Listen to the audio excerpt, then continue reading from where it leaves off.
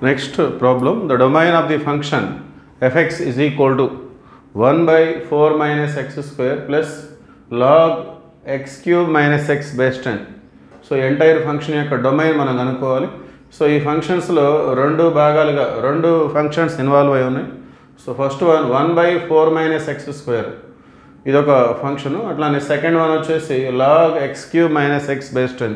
So ఈ రెండింటికి విడివిడిగా మనం డొమైన్స్ కనుక్కోవాలి. సో ఈ రెండు ఉన్నాయి కాబట్టి ఫైనల్గా ఎఫ్ఎక్స్ యొక్క డొమైన్ కావాలంటే ఈ రెండు ఫంక్షన్స్ యొక్క ఇంటర్సెక్షన్ మనం ఫైండ్ అవుట్ చేయాల్సి ఉంటుంది. సో ముందుగా 1 by 4 minus x square ఈ ఫంక్షన్ని సాటిస్ఫై చేసేటటువంటి వాల్యూస్ ఏవైతే ఉంటాయో దాన్నే మనం డొమైన్గా తీసుకుంటాం. Domain means it all input values we can take. మనం ఏవైతే వాల్యూస్ ఇక్కడ తీసుకోగలమో అలాంటి వాల్యూస్ అన్నీ కూడా మనం డొమైన్గా ట్రీట్ చేస్తూ ఉంటాం. అంటే ఈ 1 by 4 minus x squareని సాటిస్ఫై చేసే వాల్యూస్ ఏమేమి ఉన్నాయి. ఓకే, సో ఇది డినామినేటర్లో 4 minus x square ఉంది కాబట్టి ముందుగా దాన్ని మనం అది జీరో కాకుండా చూసుకుంటాం. ఎప్పుడైతే డినామినేటర్ ఉంటుందో అది జీరో కాకుండా ఉండాలి. ఒకవేళ ఇది జీరో అయితే ఏమవుతుంది, 1 by 0 ఇన్ఫినిటీ అంటే నాట్ డిఫైన్ అనే సిచ్యువేషన్ వస్తుంది. సో డొమైన్ అంటే మన ఫంక్షన్ ఎక్కడైతే డిఫైన్ చేయబడుతుందో ఆ వాల్యూస్. సో మరి ఇది జీరో అయితే డిఫైన్ చేయబడదు కదా. సో అటువంటి వాల్యూస్ని ఎక్స్క్లూడ్ చేసి రిమైనింగ్ వాల్యూస్ అని మనం తీసుకోవడం జరుగుతూ ఉంది. That is called domain. So ఇది డినామినేటర్ ఉంది కాబట్టి ఇది జీరో అయ్యే పాసిబిలిటీ ఉందా అంటే ఉంది. ఎక్కడ అంటే -2 తీసుకున్నా +2 తీసుకున్నా జీరో వస్తుంది మనకి. సో డినామినేటర్ ఉన్నప్పుడు మనకి 1 by 4 minus x square, 4 minus x square అనేది జీరో కాకూడదు. ఓకే, సో ఈ ఫస్ట్ పార్ట్కి సంబంధించిన డొమైన్ కనుక్కోవాలంటే మనం ఇలా తీసుకోవాలి. డినామినేటర్ ఉంది కాబట్టి డినామినేటర్ని జీరో కాకుండా చూసుకోవాలి. మరి ఇది ఎప్పుడు జీరో అవుతుందో దాన్ని మనం క్యాలిక్యులేట్ చేసుకుందాం. So 4 is not equal to x square. x square అనేది రైట్ సైడ్ వెళ్ళినట్టయితే నాట్ ప్లస్ వస్తుంది అది. So x is not equal to ±√4. ఎప్పుడైతే స్క్వేర్ తీసేస్తామో రూట్ వస్తుంది, ± కూడా వస్తుంది. So x is not equal to ±√4 అంటే ఏమొస్తుంది 2. అంటే x +2 తీసుకున్నా -2 తీసుకున్నా ఇక్కడ మనకి జీరో వస్తుంది. ఎప్పుడైతే డినామినేటర్ జీరో వస్తుందో అప్పుడు మనకి ఎంటైర్ వాల్యూ అనేది ఇన్ఫినిటీ అవుతుంది. అంటే function not defined. So that we cannot take these two values. ఈ రెండు వాల్యూస్ మనం తీసుకోకూడదు. సో ఇది ఫస్ట్ పార్ట్కి సంబంధించినటువంటిది డొమైన్. మరి దీన్ని మనం ఎలా రిప్రజెంట్ చేస్తాము? సో మనం నెంబర్ లైన్ తీసుకున్నట్లయితే సో 0 -2 +2. ఓకే, సో మనం -2 +2 మాత్రమే తీసుకోకూడదు, మిగతా అన్నీ తీసుకోవచ్చు. అంటే -2కి బిలో తీసుకోవచ్చు, -2కి +2కి మధ్యలో ఉన్నవి తీసుకోవచ్చు, 2కి అబోవ్ ఉన్నవి కూడా తీసుకోవచ్చు. ఒక -2 +2 మాత్రమే తీసుకోకూడదు. So we can take all real values except these two values. ఈ రెండు కాకుండా మిగతా అవన్నీ తీసుకోవచ్చు. ఈ ఫస్ట్ పార్ట్ డిఫైన్ చేయబడాలి అంటే మనకి ఆ విధంగా ఉంటుందన్నమాట. సో దాన్ని మనం ఎలా రిప్రజెంట్ చేస్తామంటే so -∞ to -2.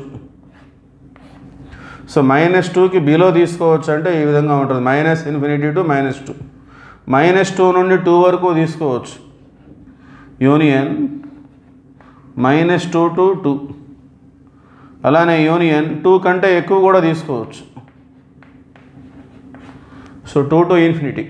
So x not equal to ±2 అనేదాన్ని మనం ఈ విధంగా రిప్రజెంట్ చేయొచ్చు. x +2 -2 తీసుకోకూడదు, ఇవి రెండు కాకుండా మిగతా అన్నీ తీసుకోవచ్చు అంటే దాని అర్థం ఇది. -2కి బిలో తీసుకోవచ్చు, -2 నుండి +2 వరకు తీసుకోవచ్చు, 2కి అబోవ్ తీసుకోవచ్చు. దాన్ని మనం ఈ విధంగా రిప్రజెంట్ చేసుకోవాలి. ఇది మనం ఈక్వేషన్ నెంబర్ 1గా తీసుకుందాం. ఇది ఫస్ట్ పార్ట్కి సంబంధించినటువంటి డొమైన్. అది రెండవ పార్ట్, అది log x³ - x base 10. So ఇది ఒక లాగర్థమిక్ ఫంక్షన్. ఇది డిఫైన్ చేయబడాలి అంటే ఇక్కడ ఈ ప్రాంతంలో ఏదైతే ఉందో అది మనకి జీరో కంటే ఎక్కువగా ఉండాలి. Okay, so it is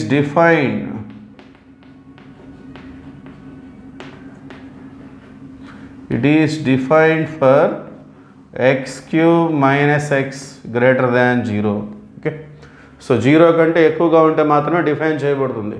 so ఇందులో ఒక ఎక్స్ని మనం కామన్ తీసినట్లయితే x² - 1 > 0. సో దీన్ని మళ్ళీ మనం 2 ఫ్యాక్టర్స్గా x - 1 ఇంటూ x + 1 > 0. సో ఈ xని మనం x - 0 అని కూడా రాయొచ్చు. So x - 0 into x - 1 into x + 1 > 0. So మొత్తానికి ఈ 3 వాల్యూస్ అనేవి >0గా ఉండాలి. ఈ 3 మల్టిప్లై అయితే 0 కంటే ఎక్కువగా రావాలి. అది మన ఇన్ఈక్వాలిటీ.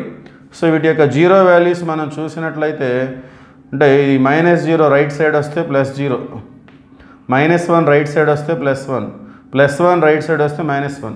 సో వీటిని మనం 0 వాల్యూస్ అని చెప్పేసి చెప్పుకుంటాం మనం. సో మరి ఇక్కడ మనకి లీస్ట్ వాల్యూ వచ్చేసి -1.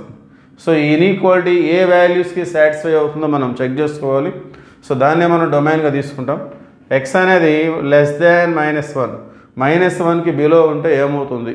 ఓకే, ముందు ఆ విషయం చూద్దాం. -1కి బిలో అంటే మనం ఎగ్జాంపుల్గా x -2 తీసుకుందాం. -2 అంటే -1కి బిలోనే కదా. సో ఆ వాల్యూ తీసుకొని ఈ ఎంటైర్ ఇన్ఈక్వాలిటీ మనకి పాజిటివ్ వస్తుందో లేదో మనం చెక్ చేసుకోవచ్చు.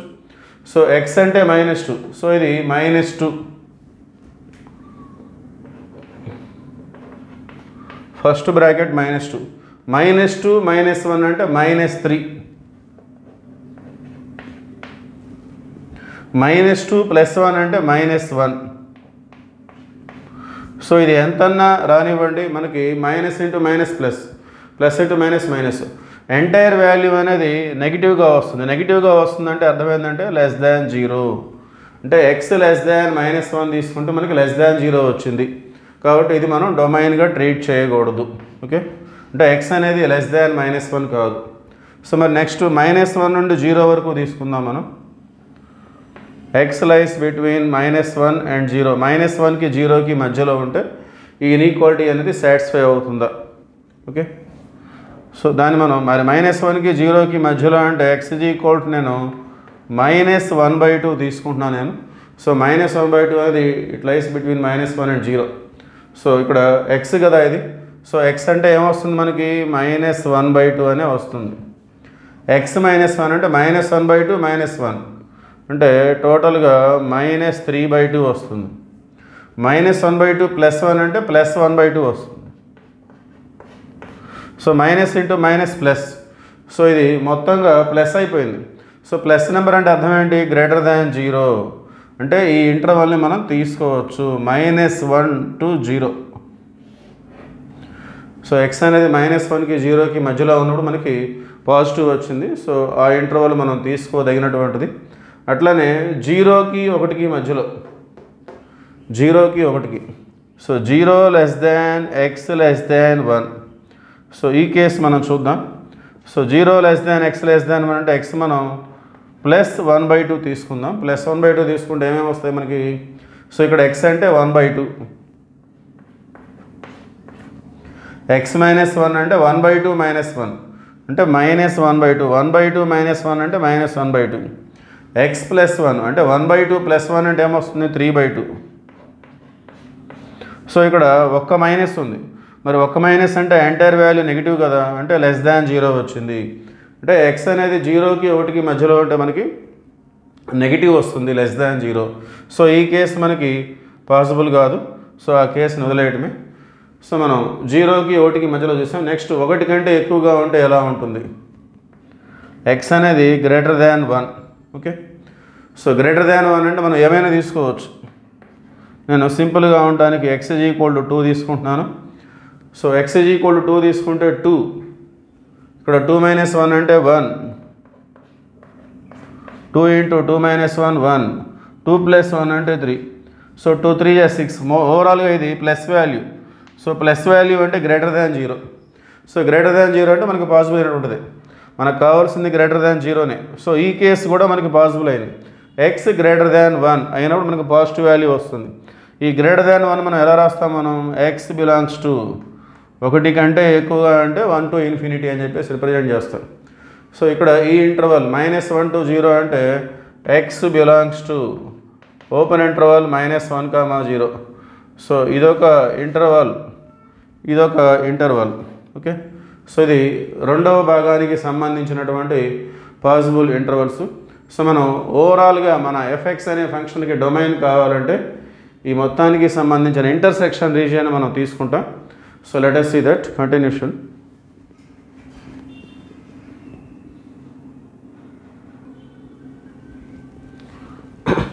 ఓకే, ఫైనల్ డొమైన్ అనేది ఈ విధంగా ఉంటుంది. సో మళ్ళీ మనం నెంబర్ లైన్ రిప్రజెంట్ చేద్దాం. సో ఇక్కడ 0 +1 +2 -1 -2 మన దగ్గర ఉన్నటువంటి వాల్యూస్ అన్నీ కూడా ఇవే.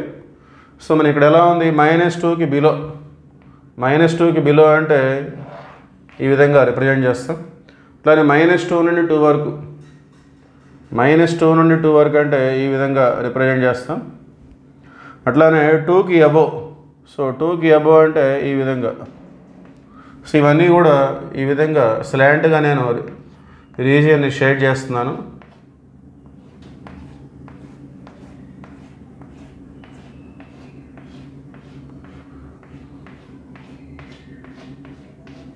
ఇది కేస్ 1లో ఫస్ట్ ఈక్వేషన్లో ఫస్ట్ పార్ట్కి సంబంధించిన డొమైన్ యొక్క రీజియన్ అది. ఇప్పుడు సెకండ్ పార్ట్ మనకి ఎలా ఉంది, -1 to 0 ఉంది, -1 నుండి 0 వరకు అంటే ఈ విధంగా. సో దీనికి డిఫరెంట్గా ఇంతకుముందు డ్రా చేసిన లైన్స్కి డిఫరెంట్గా మనం డ్రా చేద్దాం. -1 to 0 అంటే ఇది. ఓకే, అట్లానే 1 నుండి above, x greater than 1. So greater than 1 అంటే ఈ విధంగా ఉంటుంది, ఇదే direction. Okay, greater than 1. So దీనికి కూడా ఇక్కడ ఎలాగైతే మనం స్లాంట్గా డ్రా చేస్తామో అదే విధంగా డ్రా చేసుకుందాం. సో ఫైనల్ డొమైన్ ఏంటంటే ఎక్కడైతే మెష్ రీజియన్ ఫామ్ అయిందో అది మనం ఫైనల్ డొమైన్గా తీసుకోవచ్చు. మెష్ రీజియన్ ఎక్కడ ఫామ్ అయింది, -1 to 0, ఇదొక ఇంటర్వల్ యూనియన్ 1 to ∞, మొత్తం కూడా మనకి మెష్ రీజియనే ఉంది కాబట్టి మనం 2 అనే నెంబర్ మనం తీసుకోకూడదు కదా. సో ఇంతవరకు మనం స్ప్లిట్ చేసి చూసుకోవాలి. 1 to 2 తీసుకుంటే ఇక్కడ మనకి 0 వస్తుంది, అప్పుడు ∞ అవుతుంది. సో ఇంతవరకు సపరేట్గా మనం రాయాలి. అట్లానే 2 కంటే ఎక్కువ ఉన్నప్పుడు కూడా మనకి మెష్ రీజియనే ఉంది. Okay, so finally this is our domain. So open interval -1 to 0 union, open interval 1, 2 union, open interval 2 to ∞. So ఈ ఆప్షన్ మనకి ఎక్కడ ఉందని చూస్తే మనకి, so option C -1 to 0 union 1 to 2 union 2 to ∞. So finally the domain of the given function is option C. Okay, thank you.